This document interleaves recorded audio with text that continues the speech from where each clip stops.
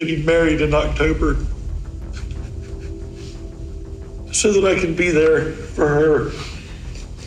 No, please stop, stop, stop, stop. Please stop. Please leave him alone, please. No, please, that is not him. Please leave him alone. Man, get off my yard, man. I'm not a bad guy, man. In the car. I'm not a bad guy. You ain't gonna win. This is William Melendez, a former Michigan police officer convicted of assaulting an African-American man during a routine traffic stop. Incriminating footage captures him repeatedly striking Floyd Dent throughout the altercation. With his hands extended out of his driver's window, he was grabbed out, thrown to the ground, and struck 16 times in the head. The police officer's dashboard camera captured the entire episode, and the footage is deeply unsettling. During the sentencing in court, Judge Vonda Evans made it abundantly clear that she vehemently disapproved of the actions, emphasizing the undeniable challenge of tolerating such behavior. Off this, what crime did I commit? Being a black man in a Cadillac, stopped for a minor traffic offense by a group of racist police officers looking to do it. After hearing the defendant and his fellow officers joke about his injuries as they were wiping blood off their uniforms with disinfectant. 2015. Please be quiet in my courtroom. How does this happen? Following his sentencing, William extended an apology to the victim's family. Nevertheless, his lack of genuine remorse was palpable, as evidenced by his facial expressions. Mr. Dent and his family, I am truly sorry. Defense contended that Dent had resisted arrest, asserting that Melendez's use of force was justified. However, the jury reached a different conclusion, finding Melendez guilty of misconduct in office and assault with the intent to cause serious harm. The charge of assault by strangulation resulted in an acquittal. During Melendez's sentencing in February, the judge commented, "The dashboard camera, initially intended for your protection, ironically became the damning evidence that led to your conviction." The judge vehemently condemned the violent act, labeling it as repugnant. Melendez was sentenced to serve between 13 months and 10 years in prison. Ultimately, he spent 14 months behind bars, surpassing the minimum sentence by a month.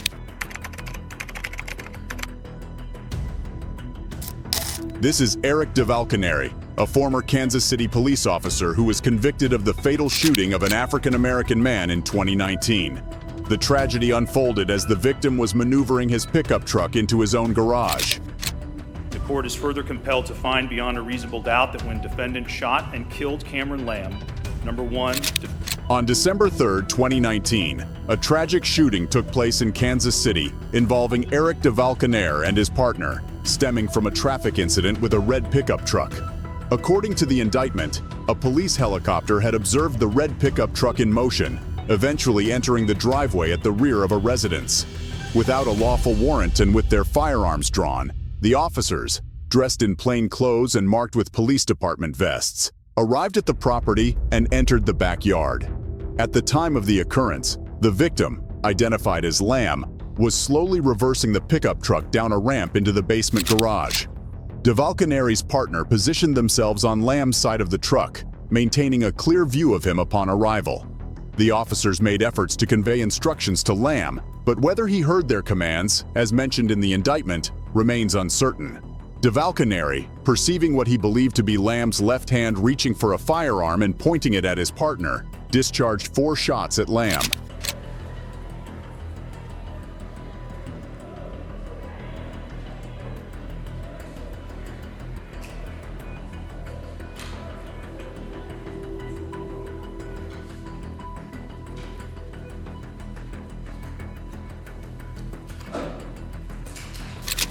Eric DeValcaneri was sentenced to 3 years for the charge of involuntary manslaughter in connection with the death of Cameron Lamb, and he received an additional 6-year sentence for his involvement in armed criminal actions. This is a law enforcement officer hailing from Harris County, Texas. In a case of mistaken identity, he erroneously identified a black father as a suspected criminal from another state and made an attempt to apprehend him right in front of his own residence.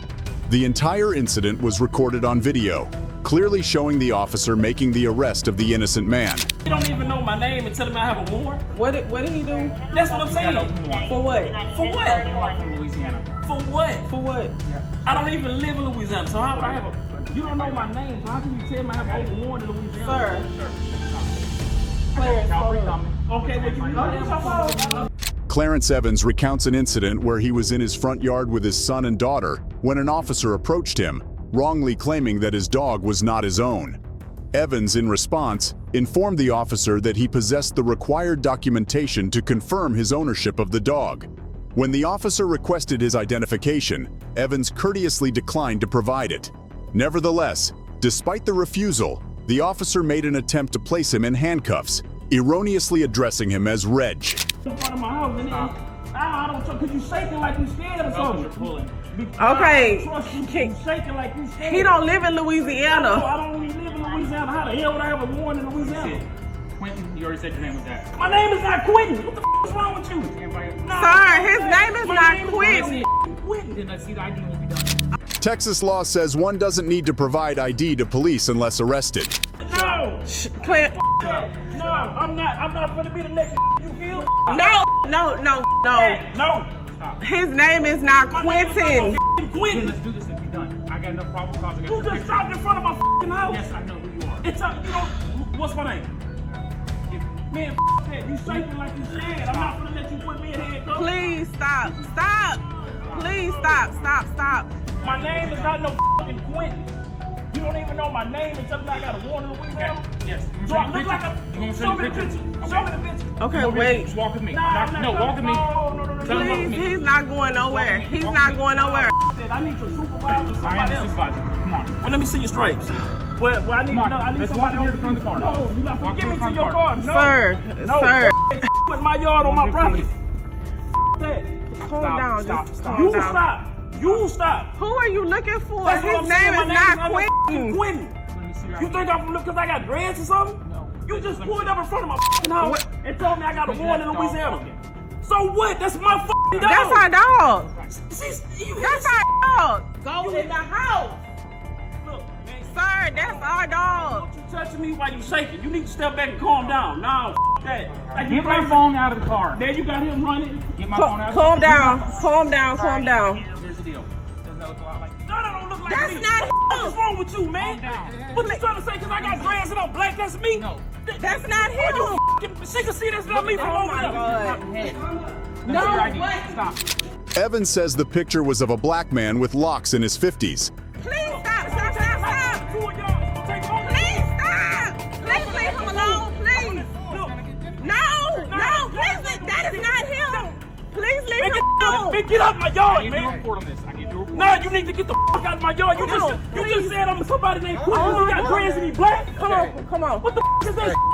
Okay, come on. Nah, f that. Okay. Now you want to leave, right? No, I want to do a report on this. No, you need to get somebody here that's over you because you just made the biggest f***ing mistake. Why? How the f you pull in front of my yard because I'm black with dreads and tell me I got a warrant? Okay. You Just racist. my kids was out here. One of my f***ing kids. A subsequent police inquiry was launched into the matter, but it appeared that the case stagnated and made little headway. Clarence Evans chose not to initiate legal action against the officer who tried to detain him. Nevertheless, it's imperative to recognize the officer's error. It's noteworthy that Black Americans experience arrests at a rate 2.5 times greater than that of white Americans, suggesting that the officer's decision to apprehend Evans was probably influenced by his racial background. This is Derek Chauvin, a police officer notorious worldwide for his alleged racial bias. The tragic passing of George Floyd sent shockwaves across the globe, stemming from a harrowing episode in which Chauvin is accused of causing his death in a callous manner. This disturbing incident was documented on film. On May 25, 2020, in Minneapolis, Chauvin is reported to have applied force by pressing his knee against George's neck for an agonizing duration of 9.5 minutes. Throughout this ordeal, George repeatedly implored, "I can't breathe," underscoring the gravity of the situation. I'm not a bad guy, man. In the car. I'm not a bad guy. You ain't gonna win. Please, officer. Please, man. Please. Hold on. I can't choke. I can't breathe, officer. Please. Oh, this man. Please. I can't take that, man. I can't. I'm on the ground. You know that's bogus right now, bro. You know it's bogus. You can't even look at me like a man because you're a bum, bro. Mama, I love you. Please, I love you. Yeah, Papa. My kids, I love you. You gonna choke him like that? Yeah, I know that's what you want to do. I'm not scared of you, bro. The global dissemination of the video recording sparked widespread social justice demonstrations. This heinous act of homicide prompted a worldwide contemplation of matters related to police violence and racial injustice. Derek Chauvin was charged with murder and ultimately found guilty on 3 counts: second-degree unintentional murder, third-degree murder, and second-degree manslaughter.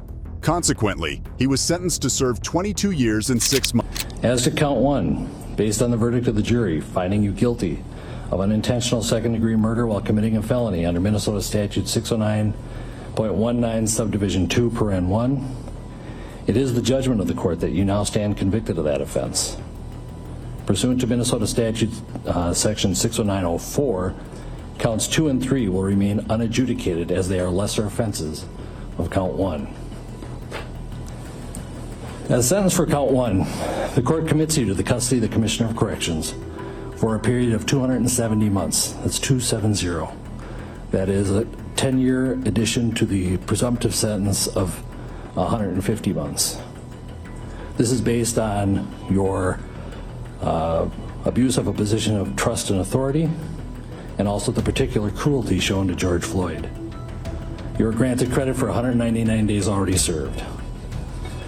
Pay the mandatory surcharge of $78 to be paid from prison wages. You're prohibited from possessing firearms, ammunition, or explosives for the remainder of your life. Chauvin's family, including his mother Carolyn Pawlenty, made pleas for leniency on his behalf, and Chauvin himself has initiated an appeal of his sentence. Nevertheless, all of these appeals have been dismissed, and the disgraced former police officer is now destined to spend a substantial portion of his remaining life incarcerated. Fast forward 3 years from the commission of his grievous crime, and what is Chauvin's current condition? Reports indicate a noticeable transformation, with visible signs of aging replacing his once youthful and robust appearance. Recent sightings suggest that Chauvin's hair has turned entirely gray. Additionally, there are indicators of physical decline, as he is described as pale and reportedly having gained a considerable amount of weight, as detailed by the Daily Mail.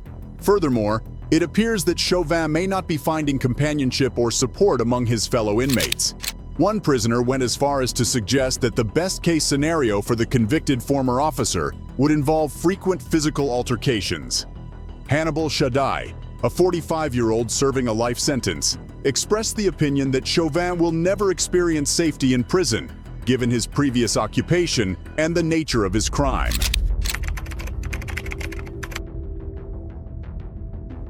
An officer was tasked with examining a vehicle, oblivious to the fact that it was a decoy vehicle strategically positioned to apprehend potential thieves.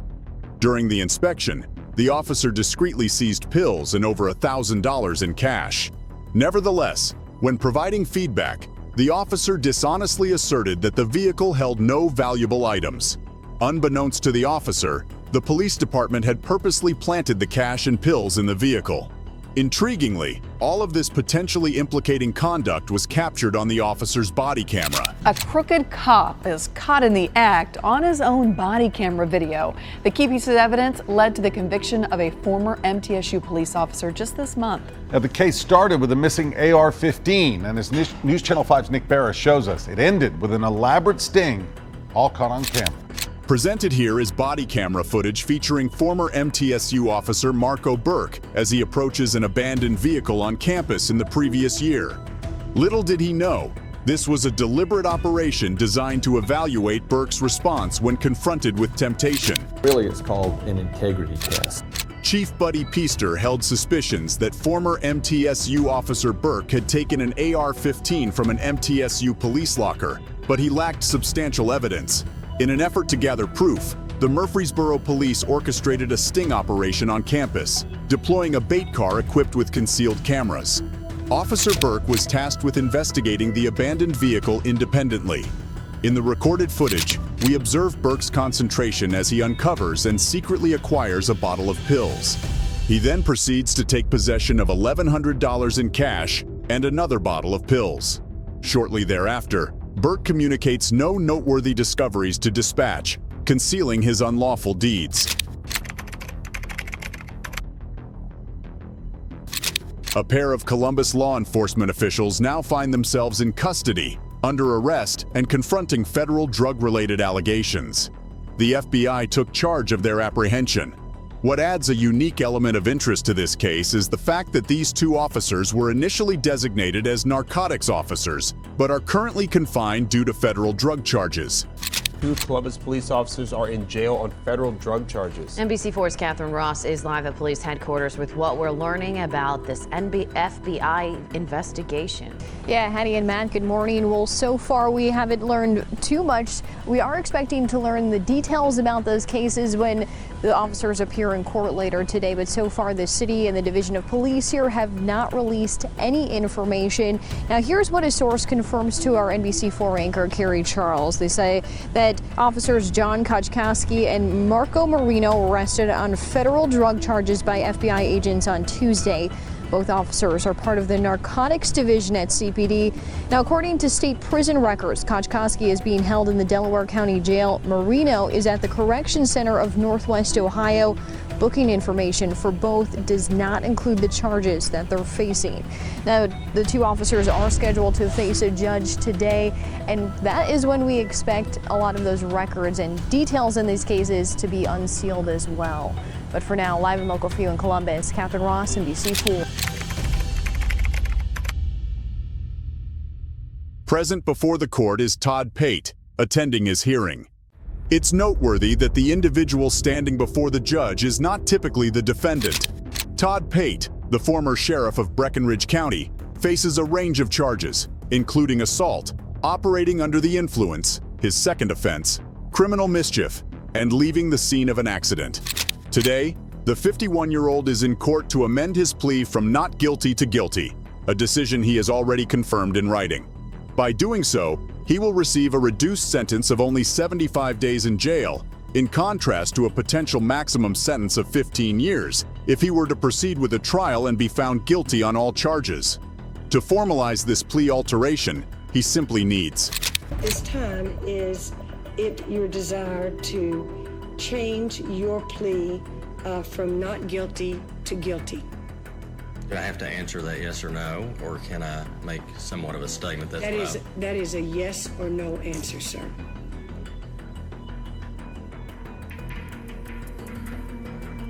I have the opportunity to say anything further.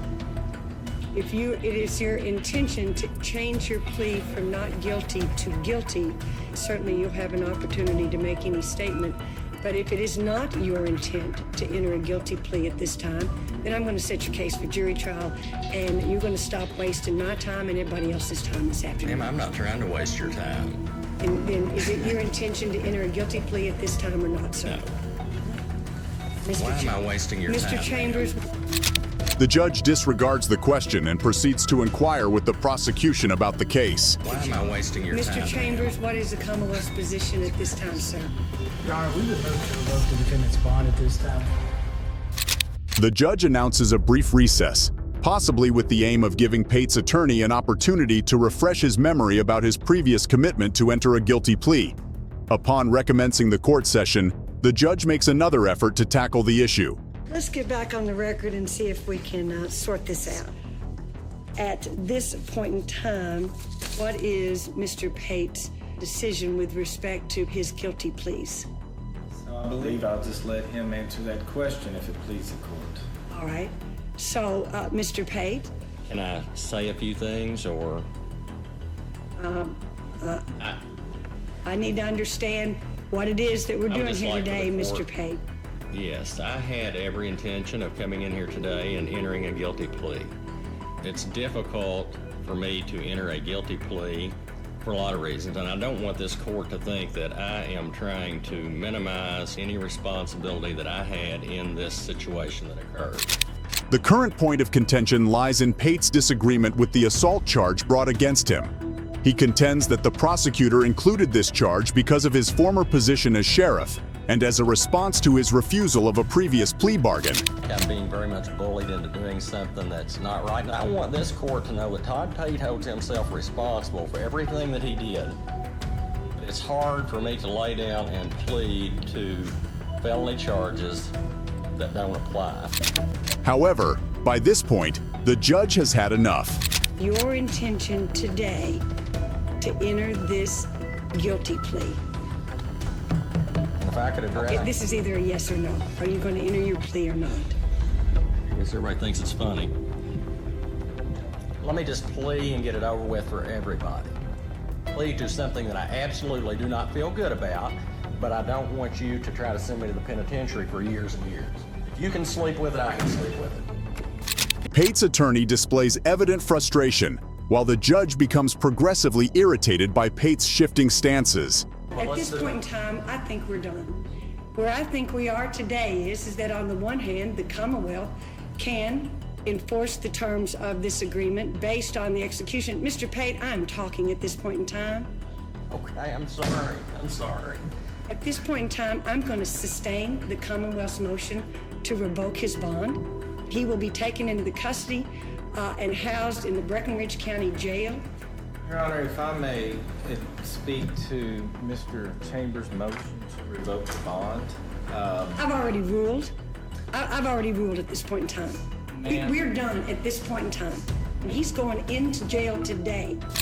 In due course, Pate opts to enter a guilty plea and accepts the terms of his sentence, which involve a 75-day confinement in a county jail, taking into account the time he has already spent in custody. The police chief was found guilty and handed a sentence for his role in safeguarding drug shipments. Rather than upholding his responsibility to protect and serve, he opted to safeguard drug shipments. Astonishingly, he showed no remorse and declared that, given another opportunity, he would persist in his unlawful actions. The allure of the significant financial rewards he received proved too tempting for him to forsake his criminal endeavors. Major developments in another big story we've been following for months. It was sentencing day for a former police chief. Donald Solomon told undercover agents he was the best cop money could buy, and now he's going to prison for it. Channel 11's Alan Jennings is live with the video that led to his conviction and the punishment that was handed down today. Alan. Got slammed, Vince. 11 years, 3 months. Stood before the judge and apologized to his children, the FBI, law enforcement in general, for violating his personal and public trust. The former East Washington police chief left the courthouse. His public defender attorney told him not to talk to me. U.S. Attorney David Hickton, meanwhile, called the 11-year sentence most appropriate. The videotapes showing actual drug transactions where he was using his uniform, his police car, and operating in a fashion to protect the transaction and then escort the perpetrators to Interstate 79 was beyond chilling. Here's that FBI surveillance video of then Police Chief Don Solomon meeting with who Solomon thought were drug dealers. They were actually FBI agents and FBI informants. Purchased law enforcement tasers for a purported drug dealer to use those tasers in collection activities were shocking, to say the least. During a year-long investigation, secretly shot FBI video also captured Solomon delivering his intentions to make thousands of dollars protecting cocaine dealers. And that's not all. There was another line that captured some attention where he was asked if he wanted to continue in this type of behavior, and he said, hell yeah. Solomon took about $7,800 to protect the alleged drug dealers. He'll be sentenced to federal prison. He's going to be allowed to self-report, and he asked the court if he could take part in prison ministry when he gets there. When he gets out of prison, he'll be nearly 70 years old. Live on Grand Street, Alan Jennings, Channel 11 News.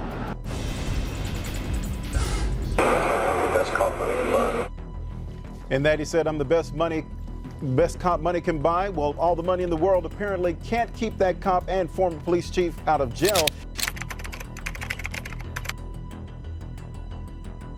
This is David Oliver, the former police chief of Brimfield Township. He stands accused of 4 misdemeanor charges: unlawful restraint, attempted theft, simple assault, and unauthorized use of property. David gained notoriety on Facebook for his candid and humorous comments about the individuals he humorously calls mopes. However, his fortunes changed when the presiding judge in his case, during sentencing, characterized him as a mope, giving him a dose of his own medicine. Become the mope that you wrote about in your book. David Oliver displayed evident reluctance as he entered a plea of no contest to numerous charges, including attempted theft while in office and sexual assault. The claims of sexual misconduct were raised by Crystal Casterline, a female officer who accused him of inappropriate behavior. I guarantee you that Crystal punched me as much as I punched her. Within the courtroom proceedings, Crystal Casterline, a former officer who had served under David Oliver, courageously stepped forward and apprised the judge that it was David Oliver personally who had subjected her to harassment. She voiced her discontent with the suggested plea deal, contending that it fell short of serving as an adequate punishment for his behavior. I was a marathon runner. I loved life. I snuggled my little girls constantly, and I was naive. I never understood domestic violence, how it gets that far. Oliver's anger became apparent as he heard Casterline mention certain details. Hugs escalated to groping, me, trapping me places, and forcing me into positions where he would press his body into mine, forcing me to dance with him. Although he contested multiple accusations, Oliver opted to admit guilt to all charges, aiming to leave the past behind and forge ahead with his life. Consequently, he was sentenced to 2 years of probation and mandated to provide restitution. Additionally, he received a lifetime ban from holding any future position as a police officer. I haven't been away from my kids for more than a day. And since being incarcerated, I miss Christmas, I miss my little Sabrina's birthday, I miss my Kylie the Rose ride at bicycle, which I was practicing with her. This is Sean Corder, a 35-year-old police officer serving with the Bloomfield Police Department, currently facing a multitude of charges. These charges include conspiracy to commit official misconduct, tampering with public records, falsifying public records, and false swearing. The incident in question dates back to June 7, 2012, when Corder responded to a call at Marcus Jeter's residence following a dispute between Jeter and his girlfriend. Jeter voluntarily left the premises, but Corder pursued him onto the Garden State Parkway and initiated a traffic stop. Despite Corder's efforts to have Jeter exit his vehicle, Jeter declined, citing concerns for his safety. Officer Corder, upon summoning backup, witnessed his colleagues arriving at the scene, resulting in an unfortunate collision between their vehicle and the front of Jeter's car. Amidst this chaotic situation, Corder proceeded to shatter the window of Jeter's car and, with assistance from his backup, forcibly removed Jeter from the vehicle.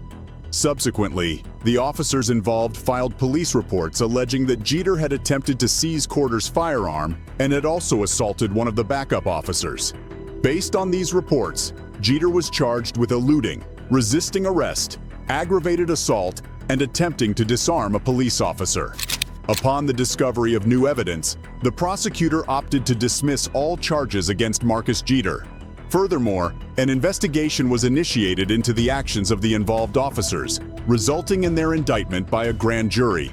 Prior to his sentencing, Officer Corder addressed the judge in the presence of the entire Essex County Courthouse, sharing his thoughts and statements. I love my children more than anything in the world. And I know they need me. I don't want them to have to suffer, switch schools, lose friends, lose the house that they're raised in.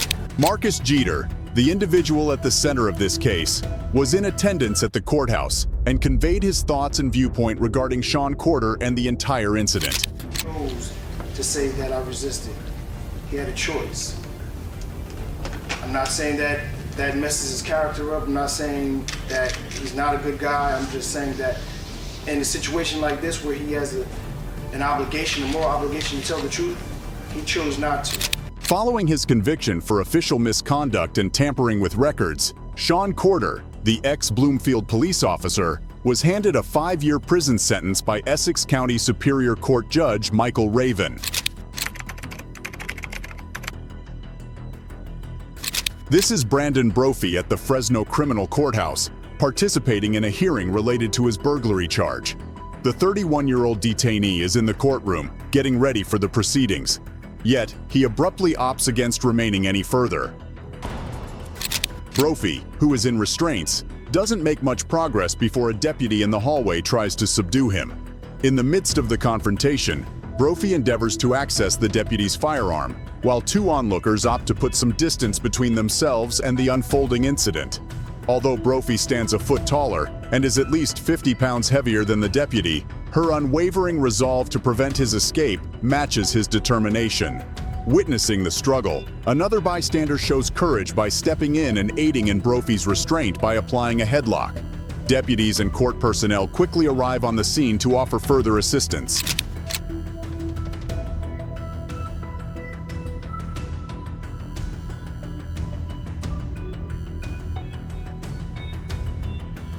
Brophy is effectively subdued, restrained, and placed in a wheelchair. Subsequently, he is conveyed back to jail. In the aftermath of the episode, Brophy is apprehended once more and formally processed into Fresno County Jail, now confronting supplementary felony charges for jailbreak, in addition to the initial burglary accusation. His bail is established at $1,693,000 as he anticipates his forthcoming court appearance. 2 law enforcement officers were found guilty and sentenced to 25 years and 18 years in prison, respectively. This case constituted the most extensive corruption scandal in the annals of the Baltimore police. The head of the corrupt task force was handed a 25-year sentence, while another member was sentenced to 18 years. Vic, Sergeant Wayne Jenkins got 25 years in federal prison earlier today, and moments ago, Detective Marcus Taylor got an 18-year sentence. He gave a rambling speech to the judge. He says he is innocent. He vows to fight this. She says that she regrets that he feels he wasn't treated fairly. She gave the government exactly what they wanted. Again, an 18-year sentence for him. Judge sentenced Sergeant Wayne Jenkins to 25 years in federal prison.